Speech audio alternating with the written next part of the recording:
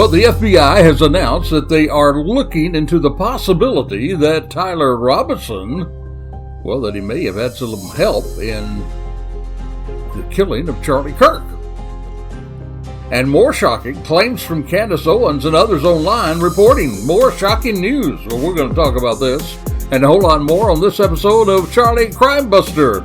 It is what some people are calling, they're calling it the fastest minutes in podcasting. The views and opinions expressed in this presentation are solely those of the individuals participating and do not represent those of city, county, state, or federal law enforcement agencies, nor sponsors and platforms of this presentation. The Charlie Crime Buster name and all forms and abbreviations are property of its owner, and its use does not imply endorsement of or opposition to any specific organization, product, or service. All individuals described or mentioned in the presentation should be considered innocent unless or until found guilty in a court of law. This presentation contains adult subject matter. Listener and viewer discretion is advised. Well, hello and welcome to another episode of Charlie Crime Buster. Glad to have you on the Charlie Crime train today. And the story of Charlie Kirk shooting, it continues to buzz all over the internet. But let me ask you a question. Is this so-called buzz a good one? Is it really helping the cause of justice? Or is it helping the propaganda of Russia, China, and Iran, who love to spread disinformation to divide us here in America? Well, my friend, you can be the judge of this as we try to answer that question in today's podcast. But for now, let me take a moment to welcome you. We welcome seasoned listeners who listen to us every week, and we especially welcome the new ones. We'd love to hear from you. You can reach out with a shout out. Reach me, charliecrimebuster@gmail.com. You can ask questions. You can even lodge objections, say, hey, I don't agree with you. It's a safe space. Or you can make suggestions about other podcasts you would like for us to cover. Reach out to me, charliecrimebuster@gmail.com. Hey, while you're at it, would you just take a moment right now, right before we get into the heart of the podcast, hit that like button and that subscribe button. It helps us a whole bunch if you would do that. Let me also invite you to check out our sponsor, peacemakernetwork.com. That's peacemakernetwork.com. There you can read about how we help and we encourage others to help the men and women who run toward danger instead of away from danger.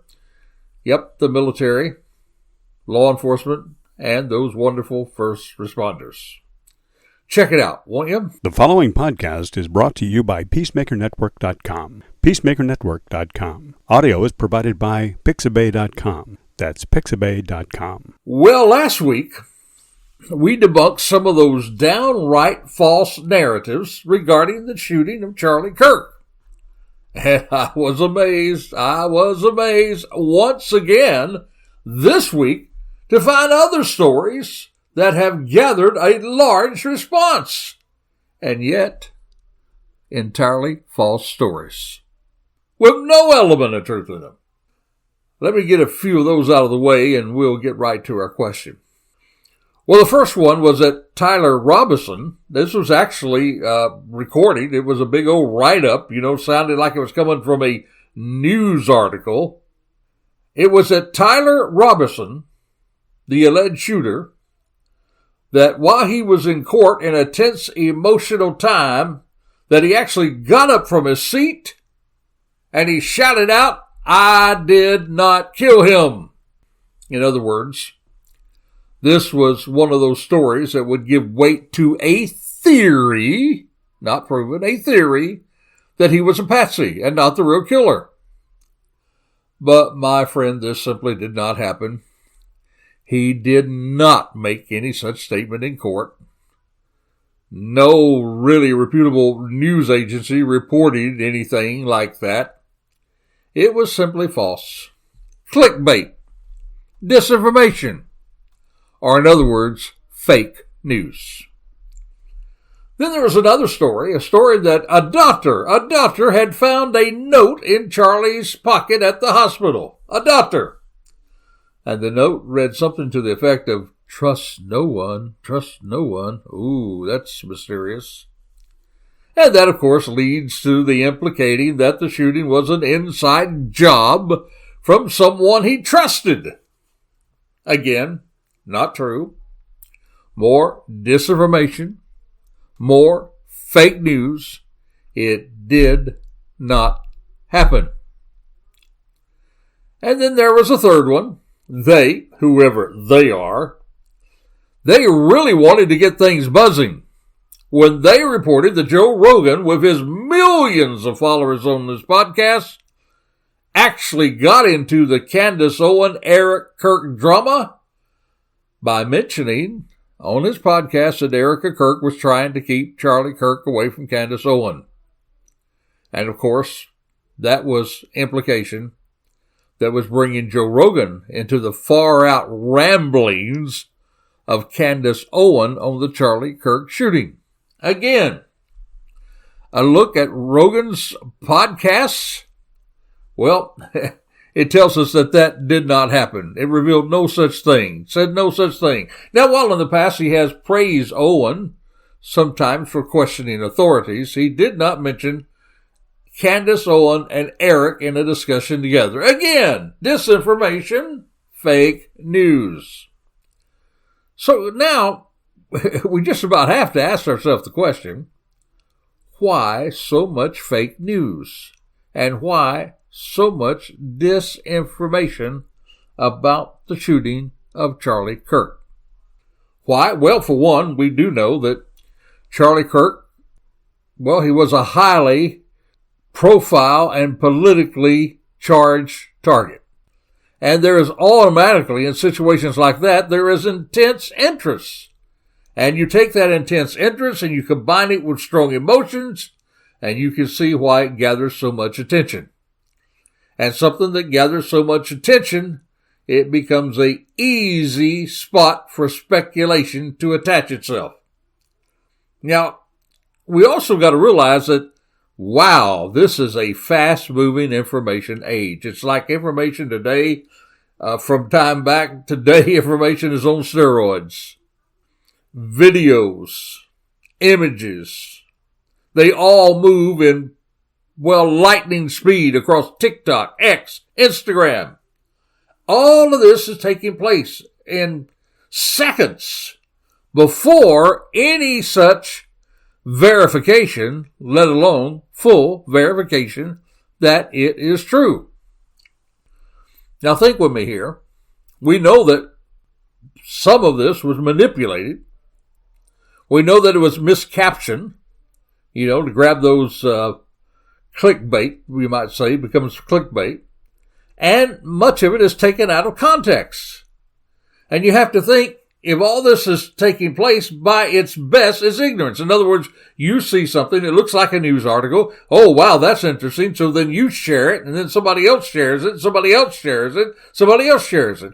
Now, sometimes that could be at its best out of ignorance. You just did not know that it was disinformation. You did not know that it wasn't true. You did not know that it was fake news. That's why we at Charlie Crime Buster always say, pause before you post.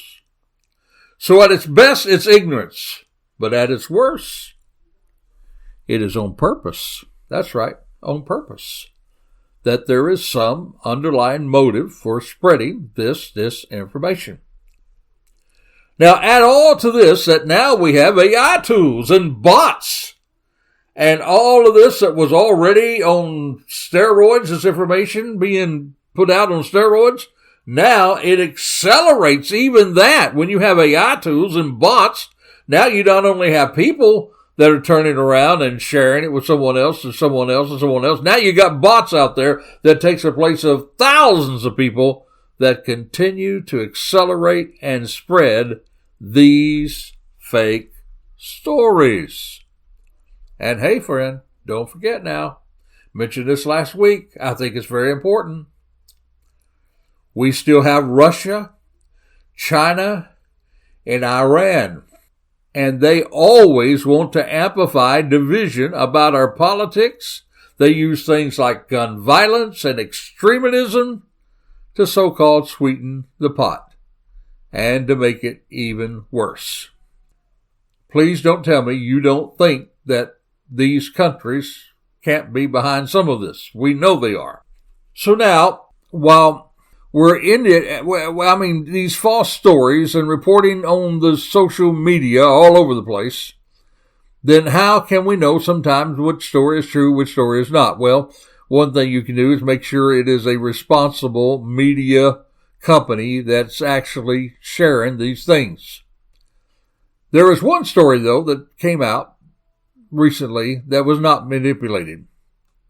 It was one about where the FBI said they are taking a look at anybody that may have known or helped Tyler Robinson's involvement into the assassination of Charlie Kirk. And you may be thinking now, well, if the FBI is now, this is not fake news, if the FBI is now saying that they are looking into the involvement of others, does this not feed into the highly charged statements of Candace Owens and others? Is Candace Owens really on to something? Well, I'm going to answer that question in a moment. But now it is time for us just to take our breath collectively and take just a moment before we get right back into the focus and share with you what we call every week Charlie Crimebuster's Crazy Crook of the Week.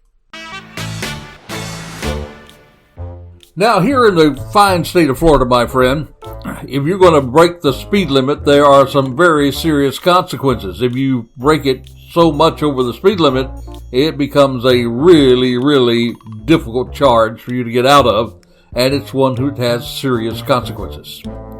But let me say, as far as our Crazy Crook story, if you're going to break the speed limit, which for the record is not a good idea, but you know what else is not a good idea? It's not a good idea to take a video of yourself in the process of speeding.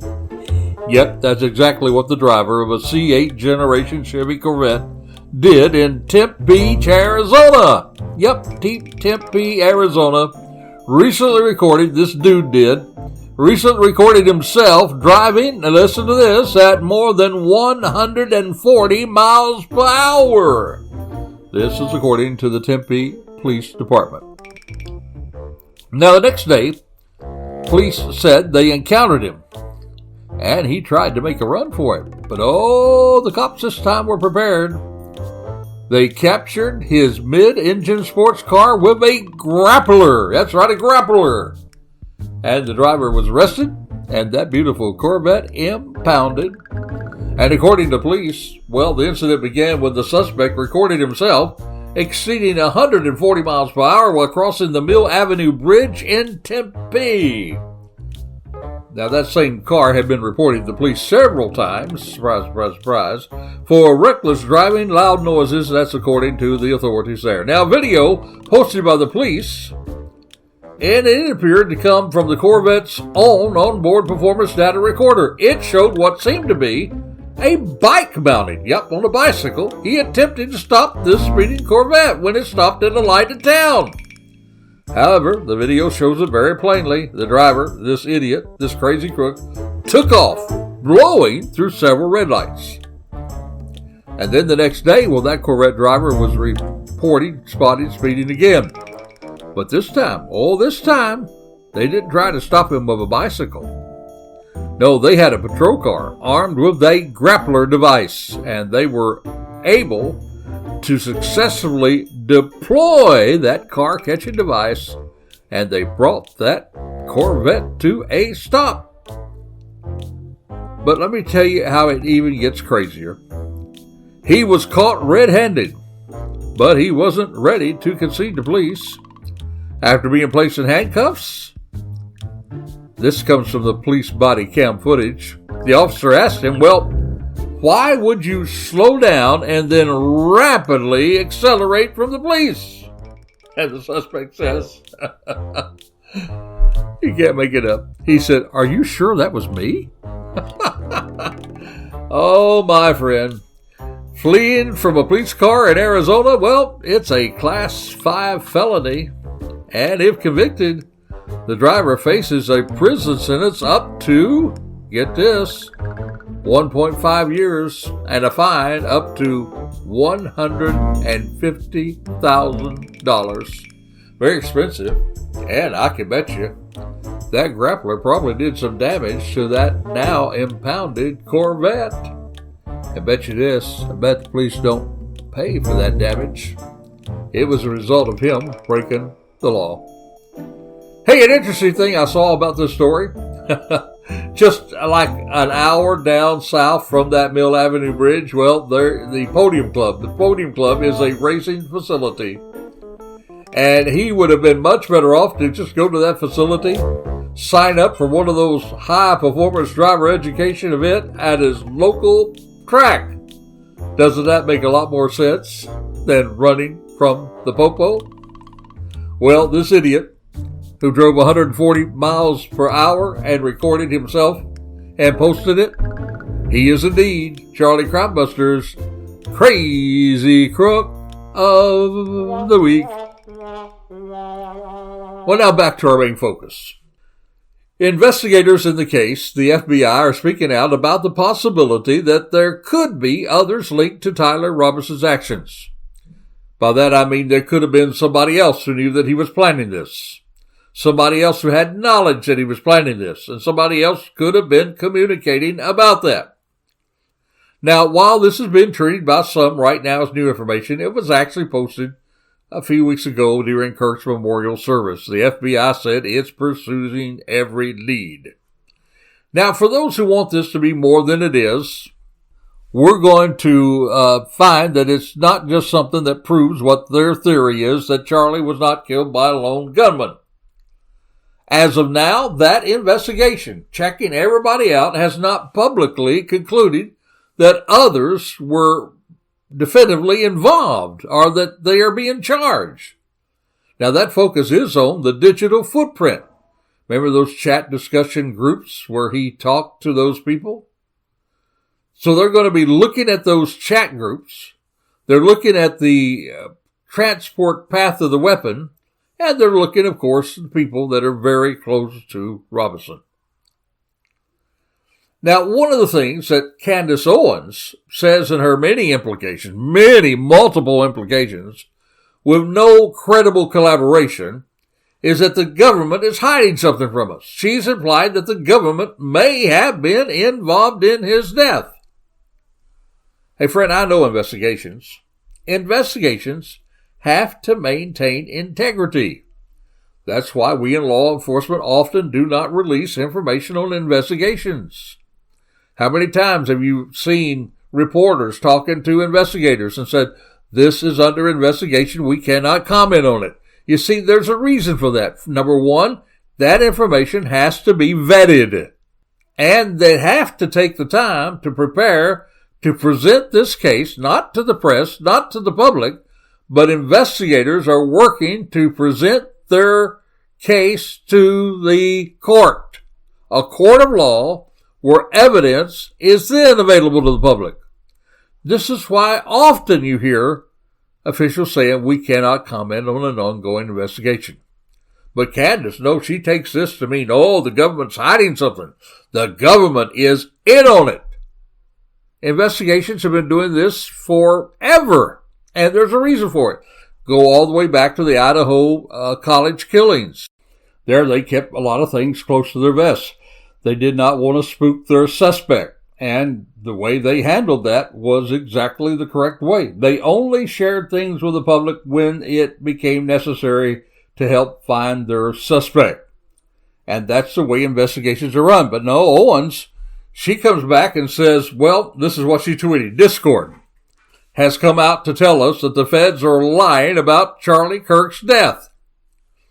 She also claimed that the federal narrative involving the alleged shooter, Tyler Robinson, is, quote, unquote, she said, complete fiction. She says the federal government is lying about the probe into Turning Point USA founder's shooting. That came from the Economic Times.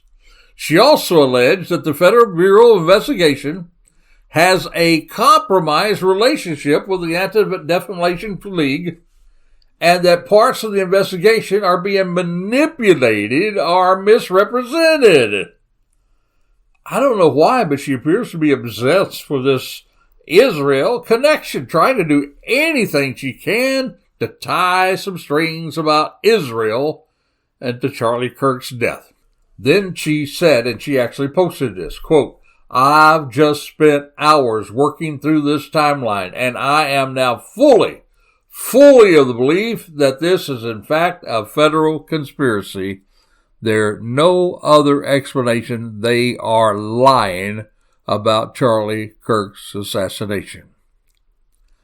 That is some very, very strong allegations. And while she strongly suggests that government's involvement are a cover-up, she does not specify exactly which parts of the government or what level, FBI, local law enforcement, intelligence agencies, but her language clearly implicates federal agencies. But my friend, her claims are not supported by publicly released, independently verified evidence. They are simply framed as theories and allegations. The statements are controversial. They have drawn pushback from major media and commentators, noting that all of this does nothing but more contribute to the conspiracy narratives. Now, I've been listening to some of her other claims, and I'm not quoting what somebody else has said about it. I'm talking about her. She even mentions about a low-lying airplane. Now, this is not from a news article. I heard it myself. She talks about, there's something suspicious because there was a low-flying airplane over the event. But there's no verified report showing a plane flying at an unusually low altitude over the event or the campus at the moment the shot was fired. The official descriptions of the shooting indicate it came from a rooftop across the campus. And this speculation about a jet is more conspiracy-oriented than based on any law enforcement confirmation. The authorities, even the FBI, have not publicly tied any flight to the homicide investigation. Now, there was an airplane that took off shortly after he was shot. A private jet registered as tail number N888KG reported to depart from the local airport there, which is less than 15 minutes from the campus shortly after the shooting. Now, that did happen. And that jet, because of people like her, Owen, became the subject of social media speculation about maybe a link to the shooter's escape. But the owner of the aircraft publicly denied any connection to the shooting, and nothing investigated about this bears any connection whatsoever to the shooting. It's almost as though people like her are throwing anything, any rumor, right up to the wall, hoping that it will stick. You know, my friend, I got to tell you, I don't know what amazes me most about this. The fact that Candace and others are making such outrageous claims, or the fact that she has 6 million followers, some of whom are buying into these theories without any credible collaboration. Now, here's another example of her wild claims and impacted implications. According to one article, Owens asserted Tyler Robinson is framed, his father having turned him in after a confession is also complete fiction. To the contrary, she says Tyler Robinson maintains his innocence. Now, will he plead not guilty? Of course. Does that mean he maintains his innocence? Well, maybe it does that, but he's not up there just, I didn't do it. He's just doing what his attorneys tell him to do. In another posting, she said, under the hashtag, parents don't believe he did it, or equivalent to it, meaning that the alleged parents don't believe that their son was the shooter. You see this on Facebook and other places. She also claimed that Robinson's families insist the man in the surveillance photos is not their son. But that has never been verified. There is no quote from Tyler Robinson's parents in a credible media outlet saying, we believe he did not do it. It's just not there, folks. Now, the official records do contain that the parents, and this is an indictment itself, the parents identified their son in a photo and that they saw, online or on TV or something like that. They thought it looked like their son, and the father did ask him about the rifle. Show me the rifle. And he could not show that. And that certainly suggests, contrary to what Candace says, the parents believed that their son could have been involved in the shooting. Additionally, according to this affidavit, they asked him why he did it, and he gave the motive. He said because of the hate he shared. Well, Candace Owens has claimed that Tyler's parents don't believe he did it. But from the available public records, there's no independent, verifiable collaboration. In other words, if you hear anything about the parents saying this, you should just treat it as asserted by Owens. It's certainly not proved statement by the parents. Then, amazingly, Candace even contradicts her own self. In one of her wild claims, she says she does not believe that Tyler was a shooter and even doubts that he was there on campus. But then another one of her rants, she says that there was a lady there helping him get away. Now think about that. If he wasn't there, why would a lady be there helping him get away? And he was not the shooter. Why would he need someone to help him escape? She's contradicting her own wild claims.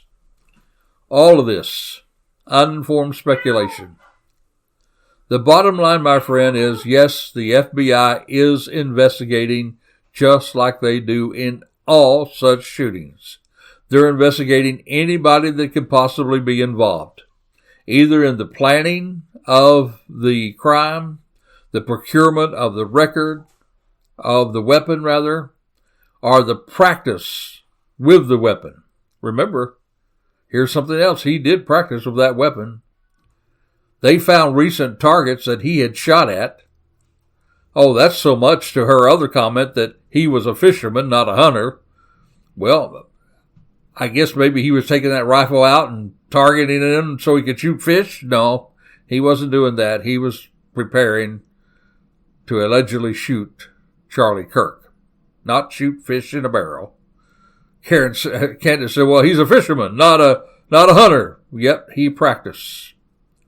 And the FBI is looking at anyone that may have known him or observed him or participated with him. And so far in this investigation, no one else has been arrested. Folks, this is a pretty open and shut case.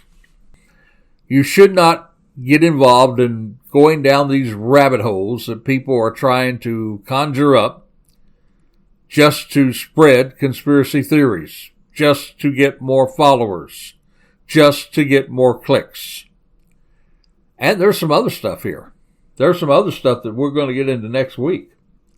It even gets so wild that there is implications, according to these people that are spreading this disinformation, implications that Erica Kirk herself was involved in this conspiracy. We'll talk about that next week. So, my friend, follow the evidence. Get away from opinions. Get away from any mention of things that cannot be collaborated in an official way, in a verifiable way. We need verifiable collaboration, reasonable collaboration, before you chase down any of these long tails that are swirling around on the internet. And like I said last week, the thing that bothers me most about this, everybody has a right to say what they want to say. I understand that. You should be responsible for what you say, though, don't you think? Everybody has a right, though. But the problem of all of this is we're missing the point. We're missing the point that a young man was taken from his wife and precious children all too early by someone who thought that they had a right to take a life.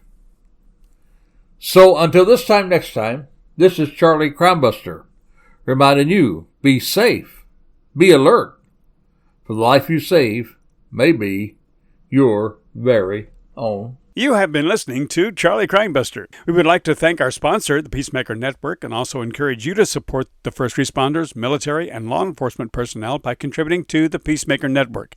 That's peacemakernetwork.com. All music and sound effects are courtesy of Pixabay.com. That's Pixabay.com. You can also support us by subscribing to our YouTube channel, tag @CharlieCrimebuster, and then click the subscribe button. By doing so, you'll be notified each time we drop one of our shows. Another more convenient way for you to listen to our podcasts, or for you to say to your smart speaker, play Charlie Crimebuster. If you have comments or suggestions, we would love to hear from you, so please send them to charliecrimebuster@gmail.com. That's charliecrimebuster@gmail.com, or you can call or text us at 407-917-2211. That's 407-917-2211. Thank you for listening, and we hope that you will join us again for another exciting crime episode with Charlie Crimebuster.